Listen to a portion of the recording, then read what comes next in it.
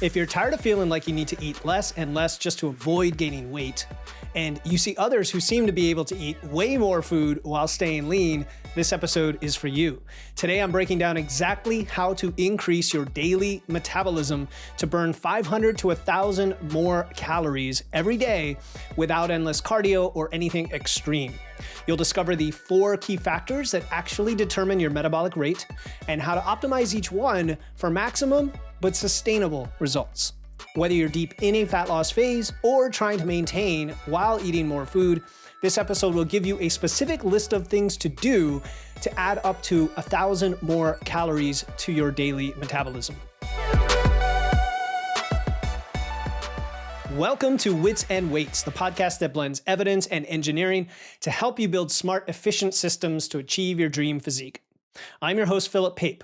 Picture this. You're eating what feels like barely any food. Maybe that's 1,100 or 1,500 calories a day, depending on your metabolism. You're doing cardio several times a week. Your energy is in the gutter, and still the scale, the fat won't budge. Meanwhile, you see others eating 2,000, 2,500, even 3,000 calories while maintaining a lean physique. Well, what if I told you there's a way to systematically increase your metabolism by 500 to 1,000 calories per day, not through endless cardio or restrictive dieting, but through strategic approaches that work with your body to increase what we call energy flux? That's exactly what I'm giving you in today's episode. I'll show you exactly where these calories come from and how to implement each strategy in a way that actually works for your lifestyle without feeling deprived anymore. Now, if you want to connect with other listeners who are applying these same approaches to their fitness journey, just search the Wits and Weights community on Facebook or use the link in my show notes. And it's a great place to ask questions, to get support from like-minded people who most of whom listen to the show as well, share your wins, your progress, but also focus on building your best physique through the smart, efficient systems we talk about, like increasing your energy flux to burn more calories. And then you can eat more food, have more energy, and get the fat loss and muscle gain that you're going for. Speaking of other listeners, I always promise that if you submit a review, I will give you a shout out and read it on the show. Now, if you've submitted a review in the past and you're like, I still haven't heard it written, I might have inadvertently missed it. And so please shoot me an email or a message on Instagram and let me know. But just to share some of what we've received lately, Sarah P., she recently wrote that the podcast is, quote, real, diverse, relevant. I appreciate so much the information on this podcast. Philip seems like a real person who I can identify with. He talks like someone I can understand who has a ton of knowledge in a field I'm trying to dive into. I love the diversity of information for men and women, bodybuilders and soccer moms. The episodes are to the point and enjoyable to listen to. Thank you so much for all you do to help us on our individual journeys. Thank you so much. I love reviews like that show that you're really absorbing and listening to the information and you get something out of every episode. SDJVDAS said, quote, love this pod. Seriously, so informational. Can't get enough. The host is a class act too. I really appreciate it. I can always take a compliment, so thank you. And Jason Z27 wrote, quote, definitely recommend. I've been trying to work out more, but it's difficult to know if you're doing it right. Figuring out how to diet, what muscle groups to work, how to find the right balance with cardio, etc. This podcast clears up a lot of those questions to make sure you get as much as you can out of your health plan. So good. I love those reviews. Thank you for sending them in. The reviews offer what's called social proof. They help others find the show and have some trust that it's what they're looking for. It makes a huge difference then in growing the community. And so if you're a listener, if you love the show, if you haven't left a review yet, hey, my birthday was 2 days ago before this episode came out. On the 26th of October was my birthday. I'm 44. I'll come out right out and say it. I'm 44 and my goal is to get 1 year younger for every year of age when it comes to my physical fitness. But the best gift you can give me for my birthday is just a review of the show. That's all I ask for, please. I mean, you don't have to give me a gift at all. Just reach out and say hi. That would be great too. But leave a review on Apple Podcasts or Spotify. I'll give you a shout out. I'd be very, very grateful. Now, one of the reviews said we get to the point, so I better live up to that. Let's get into today's topic. Here is what we are covering today. First, I want to go over the exact breakdown of where extra calories come from. When we talk about metabolism in general, I want to give a refresher of the components of metabolism and then how you can increase your metabolism in a sustainable way by up to 1,000 calories a day, how to implement these strategies sustainably, and then a little bonus approach at the end for those who might have been dieting for a long time. So stick around for that. All right, I want to start with the overall theme here of increasing your metabolism. And some of you might be skeptical, rightly so. You're like, hey, Philip, 500 to 1,000 calories is insane. That could be like double my current metabolism, or not double, but a huge jump to what I'm currently burning every day. But stick with me here because I'm going to break down objectively, scientifically, exactly where these numbers come from and give you a menu of options, and you can kind of put them together. You don't necessarily have to do all the things, but it gives you some ideas to get started and make them work for you. So first is strength training. All right, if you're not already lifting weights, that is the biggest low-hanging fruit in existence for your physical fitness for the rest of your life in so many ways, well beyond calorie burning, even though that's the context for today. It is huge for your health, for your bone density, for your metabolic, insulin sensitivity, for your function, for living a long, amazing life. And like I mentioned earlier, potentially turning back the clock as you age. I spoke to someone recently on his podcast. It was called On the Brink, John Brink. He's 84 years old and he's the oldest natural competitive bodybuilder on the planet. And he didn't get started until his, I think, late 70s. Bruce and Jan on Instagram, they're in their 70s. They're kicking butt in the gym, showing that you can be strong and functional and completely defy aging. Okay, I'm getting off track, but I think it's important. So let's talk about specifically calories. If you can add muscle, just that alone, let's say 8 to 10 pounds of muscle over the next 6 to 12 months, which is totally achievable for both men and women, you're going to burn an extra at least 50 calories per day at rest. And we know that because research shows that you can burn up to 9 calories per pound of muscle tissue on your body, just from the tissue itself, let alone all the corollary ways that your body burns calories when you have more muscle. And again, you might be thinking, well, that's only 50 calories, right? But there are some fascinating findings from research that I want to add on to that people miss in this equation. And I've talked about them recently. The adaptations in your heart and other organs from consistent training, from being an athlete, which you are if you're a lifter, can actually contribute another 50 to 100 calories a day. Now, some people might question the number, but I've seen it often anecdotally, and there does seem to be research that backs this up if you add it all up. So in summary, what I'm saying is if you add muscle tissue, if you train like an athlete, if you're active, your organs increase in size as well. Your BMR will increase from multiple sources. You're more active in general. You are lifting weights. That burns calories. You add it all up, and we're talking an extra 100 to 150 calories. So that's our first 100 to 150 calories. Just go out and lift weights, and that is going to massively unlock so many other things. All right. Second is non-exercise activity thermogenesis, or NEAT. I'll give you a refresher on these, even if you've heard it a million times, because somebody might be listening and saying, I don't even know what that is. What are you talking about? NEAT is the components of your metabolism where we can make the biggest impact because it is all the things all the non-exercise movement, such as walking, such as parking farther from the store, doing your chores, doing yard work, fidgeting, unconscious movement, really everything other than deliberate training or exercise. And we've seen that NEAT can by far have the biggest swing in your metabolic rate. For example, by increasing your daily steps by about 5,000, which sounds like a lot, but most people are super sedentary and getting only 3 or 4. So 5 gets you up to 8, 9, maybe 10,000 steps. Stretch goal would be 12,000, but let's say 8 to 10.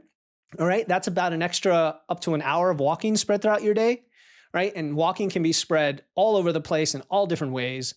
Just doing that is going to burn an extra 200 to 300 calories. Now, this is independent of your job, of how active you are in general. We definitely have seen a wide spread between people who are sedentary, people who have a modestly active jobs, and like manual laborers of up to something like, don't quote me on it, but I want to say it's almost a 2,000 calorie difference on the extreme ends. But even if you were to shrink that down to a quarter, we're still talking 200-300 calories. Right? Just from your lifestyle. But deliberately walking every day in some way, accessibly to you, in an enjoyable way is going to burn an extra 200 to 300 calories, right? We're not talking about intense exercise. We're not talking about running. It's just moving more throughout your day, getting off your butt, pacing around the house, doing all the things. And the beautiful thing about this is that is really sustainable, right? You're not killing yourself with high intensity interval workouts or specific cardio sessions, hopping on the treadmill, unless it's just to go walk on a treadmill, or what I like is a stand-up desk with an under-desk treadmill, if that's a possibility for you. So that's our next 200 to 300 calories. The third way we're going to add calories is optimizing your nutrition a bit. And one component of your metabolic rate is called TEF, the thermic effect of food. And there are a lot of people in the evidence-based space that are like, the extra calories burned from that really isn't worth discussing. I tend to disagree, because maintaining a higher protein intake, and by higher, I mean 0.7 to 1 grams per pound of your body weight, which is almost or more than double what most people are getting to start. And if you're eating more whole foods with fiber, for example, you're going to burn more calories just from processing the food. It could amount to an extra 50 to 100 calories a day based on that shift. All right, so again, I'm giving you ranges because we can be conservative and say maybe it's 25 to 50, maybe it is up to 100, depending on where you started and where you went. If you're eating a lot of ultra-processed foods now, a lot of fast food, quote-unquote junk food, whatever you want to call it, chances are your body is not having to work very hard to digest it. If you switch to a lot of protein and whole foods and fiber, things you have to chew, harder foods, things you have to digest, you are going to burn a bunch more calories just through digesting and processing that food. Because protein requires 20 to 30% of its calories just for digestion, compared to, say, 5 to 10% for carbs and 0 to 3% for fats. So there's another funny thing. If you are from the low carb, high fat camp in the past, and now you're eating a more balanced diet with much higher protein and then some higher carbs, both of those are going to contribute to this metabolic bonus just for eating different foods. So it's pretty cool. All right, the fourth method here is what I call just active lifestyle enhancements, like light physical activity that you actually enjoy. Now, you might say, well, this is part of NEAT, isn't it? But with NEAT, we talked about specifically adding in walks. In this case, while it is part of NEAT, it's thinking of everything you do in your life, your daily life, and being more active in general. So this could be gardening, playing with your kids, recreational sports, yoga. I don't care what it is. I bet, unless you're the type of person that's always out hiking, that's always out playing sports, which a lot of us are not, or kind of, I'm not going to say stuck with desk jobs, but you sit around all day, you're tired at the end of the day, you just veg out, right? And then maybe the weekend you do some fun activities here or there.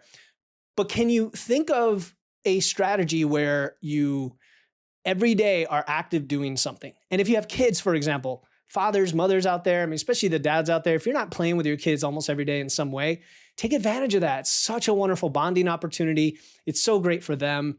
Get away from the devices and all that. Just have fun, especially if you can go outside, toss a ball around, whatever it might be, and just be active. It's going to add up to, that plus taking standing breaks during work, doing quick 5-minute snacks, what did Brian Borstein call cardio snacks or exercise snacks? For example, running up and down the stairs a few times. I mean, silly things like that. You can add another 50 to 100 calories to your day. So if we add it all up, strength training and the adaptations from strength training and the lifestyle of strength training add up to about 100 to 150 calories. Increased NEAT through walking is another 200 to 300 calories. Optimizing your nutrition, your protein, your fiber, whole foods, another 50 to 100 calories. And having an active lifestyle, 50 to 100 calories. And that's maybe 400 to 600 calories per day right there. All right, now here's the bonus strategy that can push this even higher for those who've been dieting for a long time. And that's a lot of you. If you've been in a prolonged calorie deficit, and you may not even, let's put it this way, you may not even be in enough of a deficit to be losing weight anymore. You may just be below your set point for your current metabolic rate and just kind of under eating, but not really losing weight. You could be in that situation. Your metabolism has probably adapted downward, right? It's called metabolic adaptation. And it's basically conserving resources because you're not eating enough. And if you can then recover out of that, if you could track your food, recover out of it, increase your calories to the point where you're now at your, full recovered homeostatic maintenance calories. And you don't have to use a reverse diet, right? You don't have to go into a building phase, although that can, in my opinion, ramp it up even further. you can definitely add another maybe 100 to 200 calories to your daily metabolism. And that's just like a starting point. Some of you may be more adapted than that, 3, 4, 500 calories. But if you've been dieting a lot, the 100 to 200 is a good estimate if your thyroid has been slightly downregulated through being in a deficit. Okay, so that brings our total potential increase to 500 to 800 calories per day. And I would say there is one more thing that I totally forgot on my list, but it was what gets you to the 1,000, and that is getting more and better quality sleep. Okay, so just improving your sleep would increase your metabolic rate because a lack of sleep affects your hormones. It also affects things like visceral fat storage in the belly, but that's a separate topic. It downrates your metabolic rate, downrates your thyroid production, affects your cortisol, all the things such that your body also conserves energy. And so getting more sleep is going to increase your metabolic rate. Notice that nowhere in that entire list did I mention cardio. In fact, for some of you, you're doing so much cardio that it's actually adding too much net stress to your body, and that is actually causing you to burn fewer calories. You may be burning some calories from all the movement, but it is a small percentage of what you should be burning for that movement because your body has adapted to compensate. So that gets you plenty of things to think about of low-hanging fruit where you may not be giving your body what it needs to fully thrive and be in this high energy flux state. So how do we actually implement these in a way that's sustainable? All right, let's talk about strength training. Let's break it down. Strength training, if you can lift weights, if you can aim for 3 days a week to start and then eventually 4 or even 5, I like 4 or 5 for folks that are more in the intermediate to advanced phase of their training. 3 days a week, full body, progressive loading with compound movements. I'm talking squats, deadlifts, bench presses, rows, the basics that build strength, right? They build strength, and by building strength, they're going to build muscle as well. So don't think about it as two different concepts, and you don't need anything fancy here, just consistent progressive training that challenges you. That's lifting. I've got tons of resources. If you're like, where do I start? How do I train? What program do I use? This is where you can jump on a call with me, a 15-minute rapid nutrition assessment. And if you just want to talk training, I can get you started exactly where you need to go. No charge. I don't charge for those calls. I also don't sell you on anything. I literally will suggest an app. I'll suggest a program, maybe even give you a guide or two that I have if you're kind of newer to this, and just send you on your way. And if you're like, hey, I really love what you do and I need more support, that's when you'll reach back for more support. But I want to get you started. So reach out, and you can use the link on my show notes to do that. For NEAT, for walking, first you have to know how many steps you're getting. So you should be tracking your current daily steps, and almost any device now, a phone or wearable, even very inexpensive wearables, track steps just accurately enough. They're just fine. And if you can start this week and add 1,000 steps a day this week, that's not very much at all. That's like a 10-minute walk. Ideally, after a meal, that's where I would place it if you have a choice, because that will help with blood sugar, insulin sensitivity, digestion, and it just feels good. Usually after you eat, it kind of helps settle down your stomach, gets the blood flowing and all that. But wherever you can add it is what matters. So add 1,000 steps this week and keep doing that each week until you consistently do it as a habit and reach your target, which I would aim for 8 to 10,000, or if you're bold, go for 12. All right, so this could be taking a 10-minute walk after meals like I mentioned, or having walking meetings where you're pacing around on your Zoom calls, parking further away from stores, using the stairs. When I go to any place with a parking lot now, it's awesome because my goal is to park in the farthest spot I can possibly find, unless it's in like a massive Walmart or something where I have to walk, half a mile and there's a time constraint or something to my shopping. But if you give yourself some time, I try to park far away. Guess what happens? Nobody else is trying to get that spot. Your car is nice and safe. You get the steps. It's great. All right. So the key here is just making it feel effortless and natural and just part of what you do. Not like, oh, I had to get a walk in, or I feel like I'm forced to get a walk in. All right. Nutrition, that's a whole separate topic that I cover many times on this podcast, but I would focus first on just hitting your protein target. Use a tracking app. And I'm going to, of course, suggest MacroFactor because it's the only app that once you track your food and weight, it can calculate your metabolism. And if it knows your metabolism, it knows the targets it needs to give you for your calories and macros to get to whatever goal you have. But just start tracking, eat at maintenance, and ensure that you're actually getting enough protein. People overestimate their intake big time. And then after protein, I would shift toward more whole foods with an emphasis on fiber. not being restrictive, but adding in the things that, taste great, that satisfy your needs, that give you nutrition, that give you protein. We're talking lean meats, vegetables, fruits. I love fruit. If you can't think of what to eat for lunch and you haven't meal prepped, just think of a meat and a fruit, because to me, that's super convenient. A meat, maybe you've meal prepped it, or maybe you've got some leftovers. If you don't, that's a good place to prep on the weekend. Cook a whole casserole of chicken thighs, for example. And then fruit is usually just you pull it right out of the fridge or right off the counter. And that's why I suggest that as a very sustainable first step. And fruit, people underestimate how nutritious it is. It's so tasty. It kind of covers your carbs and your fiber all together.